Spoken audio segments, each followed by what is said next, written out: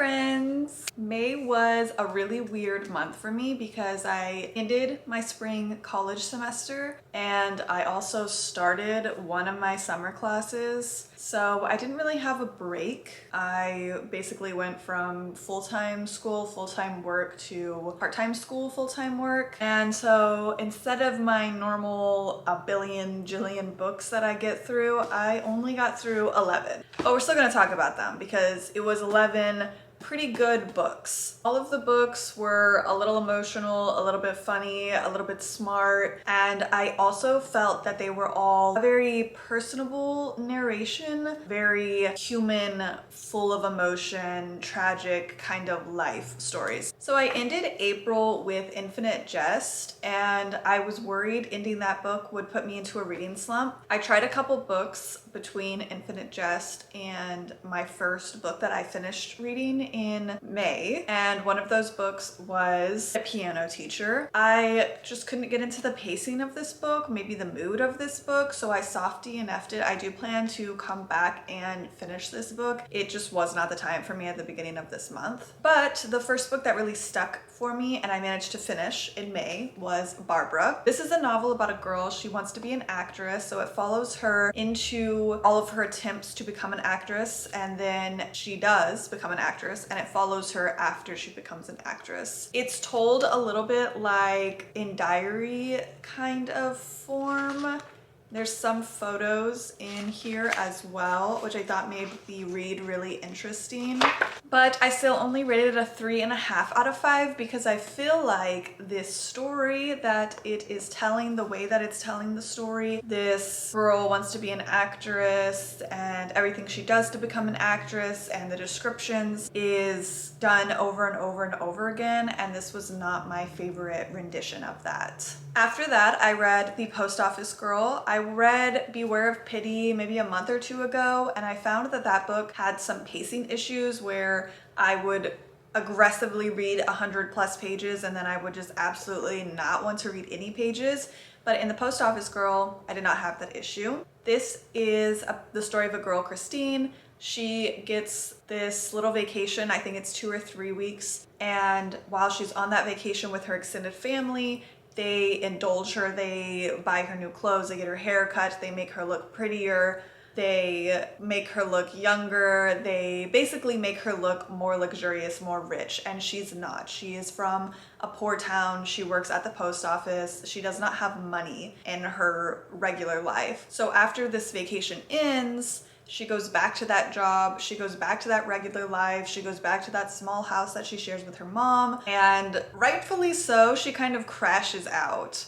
I think that the crash out was so relatable, and that's what made reading this book so delectable. I enjoyed the idea of being able to crash out the way that Christine did. And I think that anybody who can relate to looking at the wealth disparity, the big wealth gap between the wealthy and the poor, anybody who is able to see that would probably really enjoy this book. Stefan, this author, he is so good at psychological disintegration. He's so good at understanding what causes people to lose their dignity. He is so good at creating this atmosphere and this environment that is juicy and rich and full of life, but also showing the opposite of that, showing everything that can be lost or taken away or that is destroyed by the government, by wealth, by class, by a disability, by your feelings, by your emotions. And just reading this was absolutely wonderful. It was such a treat. I understand so much more why people love this book. I will continue to read the rest of his writings, the rest of his stories, everything that he has published. I think this is probably one of my favorite authors that I have found in 2025. And it's nothing new because a lot of people are hyping him up right now. So I'm just hopping onto that hype train, and I very much will give credit where credit is due. So I rated this a 4 out of 5. I think there was some room for improvement just with how the story ended, but that's me being really picky in how I like books to end, but everything besides the ending of this book was wonderful. Notes to John. I was sent this by Knopf. This is a little bit of a controversial book right now because this book was published after Joan Didion's death. These notes were found on her computer, I believe, and they seem to be very private. All of her writings were donated to a library where anybody could go and read anything that was found in her house after she passed away. And I also do think that she knew the legacy that she was leaving behind. So if she was worried about something that she wanted to keep private being released, she probably would have wrote that into a will or had a lawyer or something in place to prevent her family, whoever's living, whoever has ownership over the rest of her works, should probably write something to prevent them from publishing those. That doesn't mean that some of these people who are arguing that these notes shouldn't be read aren't wrong. There is a bit of hesitancy that I had going into reading this, because I was worried that I would feel more like I was taking advantage of Joan Didion somehow by reading these. But once I got in there and I was reading them, I didn't feel like they gave us anything new. It just gave the information to us directly from the source. These are short notes that Joan has written to John after therapy sessions. So it just kind of recaps what she talked about in therapy and what the outcome may or may not be. Most of these notes are focused on how to go about parenting Joan and John's daughter, who was dealing with alcoholism and mental illness. I found so much more emotion in these notes than I did in both The Year of Magical Thinking and Blue Nights. I loved these notes and thought that this Joan is more personable, more emotional, more vulnerable, yes, than what she constantly presented to us. And I think she did perfectly curate this Joan Didion and all of her other works, and so that's what we were so used to. So I feel like that's why people think this is more of an invasion of privacy. I really love these, and this is a 4 out of 5 for me. By far my favorite Joan Didion that I have read. Cold Enough for Snow. I got this on my Pango book / thrift books last book haul of 2025 because there was so much hype for this book on TikTok and Instagram, and lo and behold, I tricked myself into thinking that a book with that much hype was going to be a book that I liked. And I'm a little bit sad about it because the way people described this was so enticing to me, and so I thought it was going to be an outlier. And in fact wasn't. This is the story of a mother and a daughter who are going on a trip through Japan, except a lot of the story doesn't actually take place talking about what is happening in the present time in Japan with the mother and daughter. A lot of it may start in Japan on the trip, and then something recalls memories. So our narrator takes us back in time through different memories, and that is where we spend the majority of the book, is in the past, in memories. It felt a lot like walking through fog. It was very like cold and kind of distant, but they're pressed up around you. I was zoning out while reading the book, and so I had to continuously like, hey, you're reading, and then force myself to continue to read. I would have DNF'd this if it wasn't so short. I think the length was like, in my head, it was enough for me to be like, look, you're almost done. Just push through the end. So I did get to the end. I rated it a 2.5. I honestly would not recommend this book unless you know for a fact that you like that experimental kind of prose where the book is a lot more about vibes than it is about plot. Even though there is a plot in this book, it just was not hitting the way I wanted it to hit. I think it was a great book. The writing is very strong. It just wasn't a book for me. If you've been keeping up with my past monthly recap book reviews, I have been reading Clarice Lispector. I think I've read one book of hers a month this year, and I read Aqua Viva, and I actually really enjoyed this. I thought that I was the issue. I thought that I would be the person that just didn't understand Clarice Lispector, that I just wasn't smart enough for her work, that I just could not get my brain to connect to hers and to the words she was saying on the paper. And to be fair, her writing is very airy, very high above. She's saying something up here, but what she's writing is right here, and then you're reading it at this level and you're trying to connect to this level, but you have to go through everything. I think that disconnect is what I was struggling with with every single other book of hers that I've read. I wasn't gonna give up because I'm not a quitter. So I read Aqua Viva and I actually really connected and enjoyed with this book. So this is once again her go-to, her staple prose, fragmented, where it's saying a lot of things but you maybe not are understanding very much, and there is like a little thread of a plot throughout the entire book. This one, the book is read like Clarice is speaking directly to you. She refers to you, the reader, multiple times. And it was a little bit more fragmented, which gave it a more sentence style reading. Her other writings are a lot less sentence and a lot more commas, but this one was by far the most digestible and understandable Clarice Lispector that I've read. I think it had a lot to do with just being present in life and what it means to exist. It is still definitely fragmented prose and it's still abstract, but I think this might be a good place to start if you are wanting to get into her work. This is a good stepping stone to understanding how much of her abstractness that you can handle before jumping into the deep end. Early Sobrieties. This is a book about a man in his first year of being sober from alcohol. Very early on in this book, he gets kicked out of the house that he was living in. And so each chapter after that is him living with a different person, most often a friend or a family member, and then a little glimpse into that experience of him being with that person, kind of introduces who that person is and how they knew each other, and then just like a little bit of that household and how it helped him or challenged him in his continuation of his sobriety. Honestly, I really loved the structure of this book. I enjoyed each chapter being a little bit different and in a new place, in a new setting with new people, but everything feels very loose and undefined, and the main character is very obviously just drifting. It tells us what he did when he was not sober, and he was obviously a mooch when he wasn't sober, and now that he is sober, he still kind of is a mooch. And I think that was the biggest thing for me that I didn't like about this book. There's a chapter pretty early on in this book that really grabbed my attention and made me want to continue reading.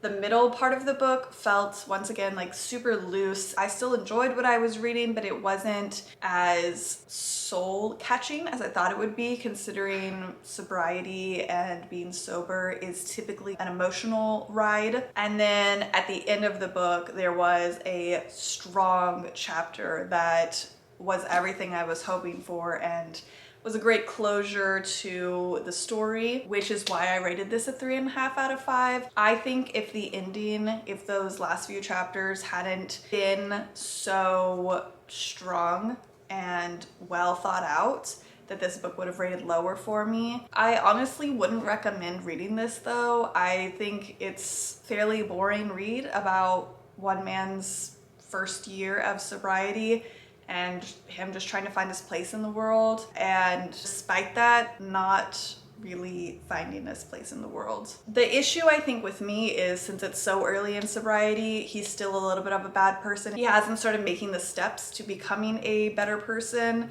Both of these are hypothetical because just because you're an alcoholic doesn't mean you're a bad person, and just because you're sober doesn't mean you're a good person. But still, this book was just lacking the growth that I wanted the main character to have. Play it as it lays. Obviously, this is a Joan Didion spring summer for me because this is like the 4th Joan Didion book I've read, I think. And it still didn't hit me as good as Notes to Joan did, but this is her first fiction book that I've read recently. While I was reading this, I'm pretty sure I have read this book before when I was in high school, but I didn't know that that was what this book was. While I was reading it, my memory was being jogged. So I probably have read it before, I'm just not 100% sure. Play It As It Lays is another story about a woman who is intertwined in Hollywood, actresses, actors. She is going through a lot. She is going through a divorce, her daughter's institutionalized.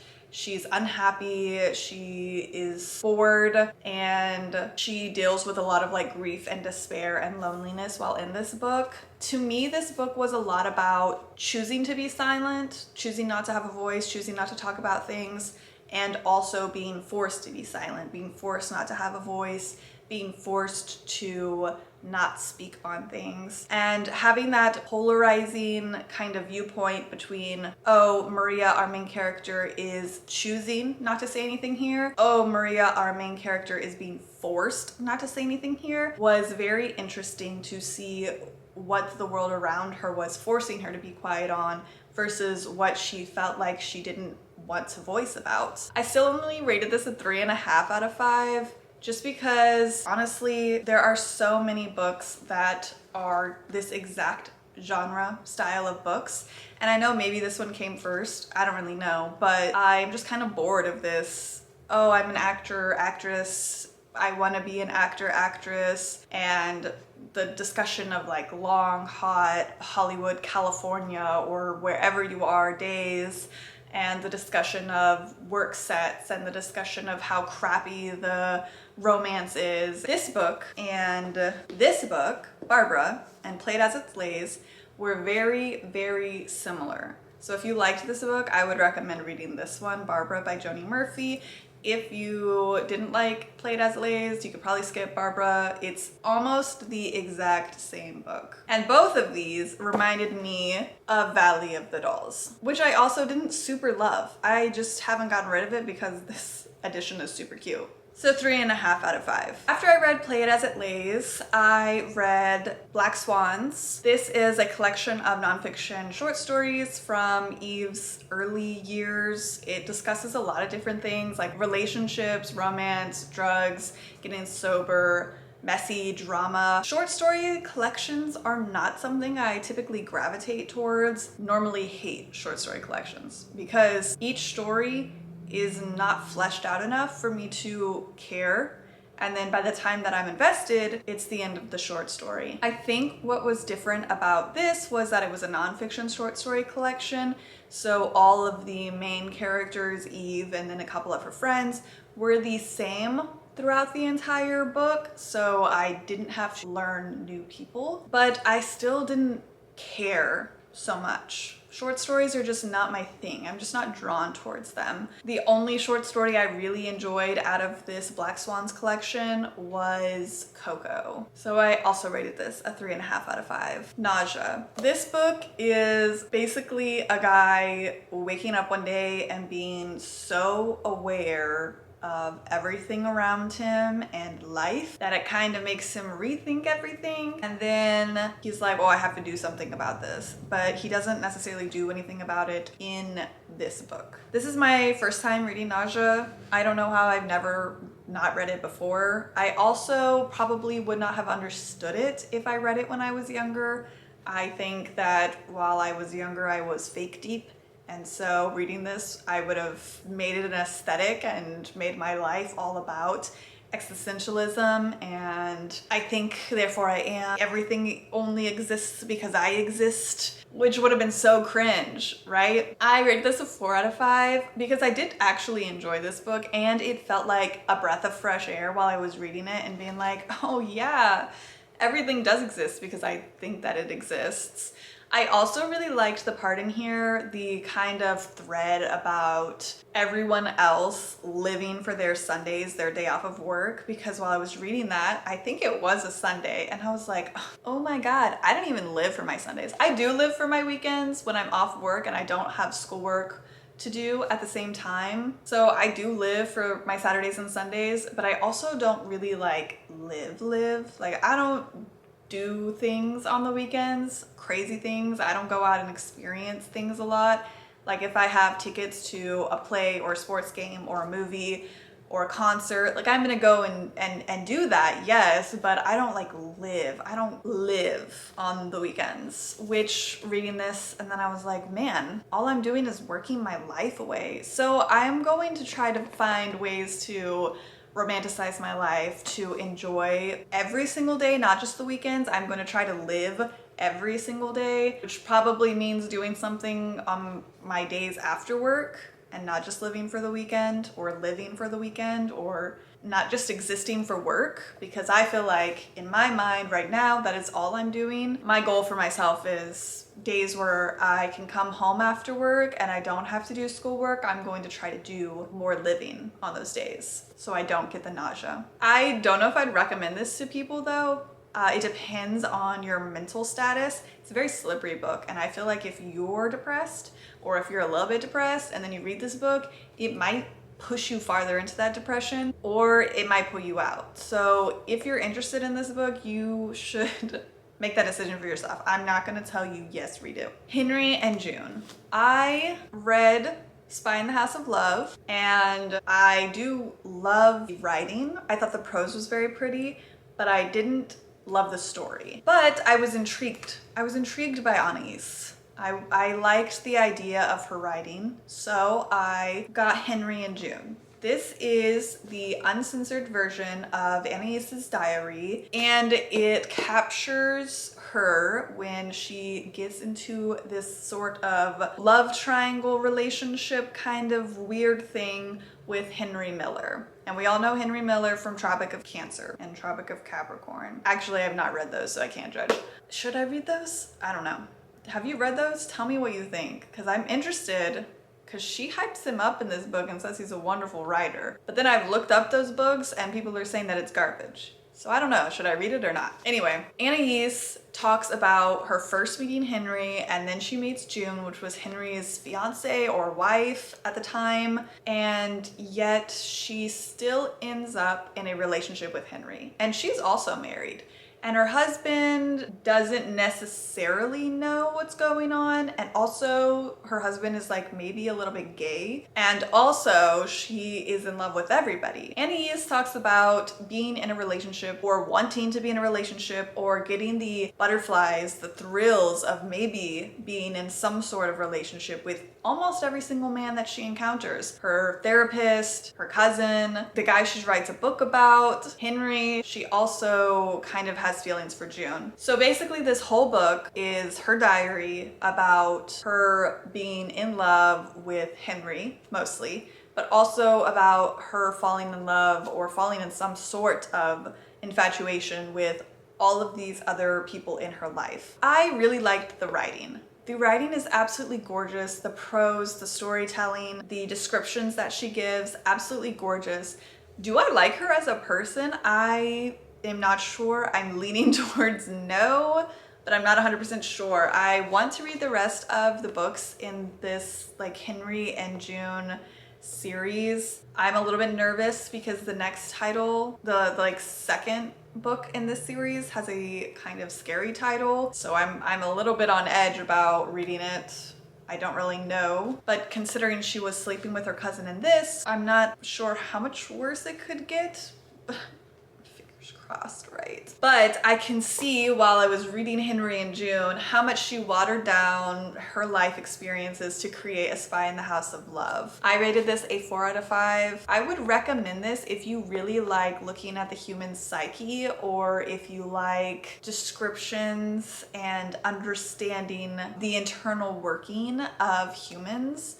I think that part of this, of Henry and June, was so wonderful. I tried to read Dogs of Summer, which is about like a 10-year-old girl and her best friend, and it's a coming of age story, but I hard DNF'd this. I could not get into the story. I did not care for any of the characters.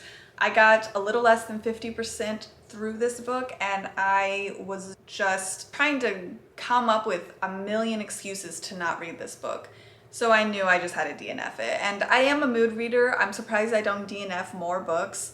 I think most of the time I can push myself through the sort of transition beginning period of starting a new book where I hate having to learn a new world, a new set of characters. So I think that might be the issue with this one, but I just was looking for every excuse not to pick up this book. So I decided I'm not even 50% of the way through, but I don't care. I'm DNFing. I'm not going to read this book, and I probably never will. I saw that there are a lot of good reviews for this, so I'm just gonna trust y'all that this is a good book.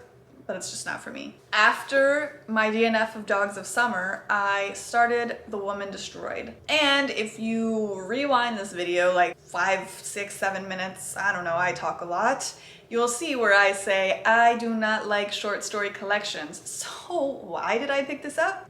My bad. I like to go into books blind because if I know too much, or if I read the synopsis, I start thinking, and I like to develop my own opinions, and I also like to be surprised by a plot, which is why I try to avoid reviews before I finished a book and thought of my own opinions. So I went into this blind. I got into the first one and I was like, okay, this is a little rough, but I'm moving along. I'm understanding where everything's coming from. And then it ended.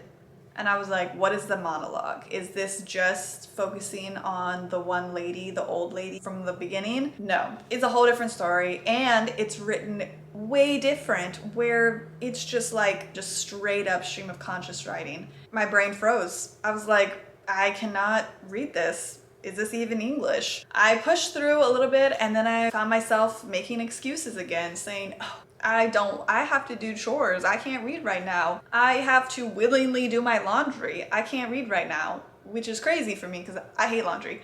So I soft DNF'd this. I will come back to this book. I will pick it up. I love Simone. I love her writing. I just think that this was not the right time, right place, and also not what I thought it would be. So it's really my fault for not just like, I will come back to this at one point or another. I will try to read it again. And then if I can't get through it then, if I can't get through the monologue then, maybe I'll hard DNF it. I don't know. We'll see when I get there. And the last book that I read in May was Laughter in the Dark. I buddy read this with one of my mutuals on TikTok, and that was actually such a fun, stimulating buddy read because I have read Lolita and Letters to Vera, and I've loved both of those. But I haven't read many of Vladimir's other work. And when my buddy was like, what about Laughter in the Dark? I was like, yeah, let's go ahead, let's read it. A lot of people call this Lolita Light. I don't know if I would correlate those two necessarily.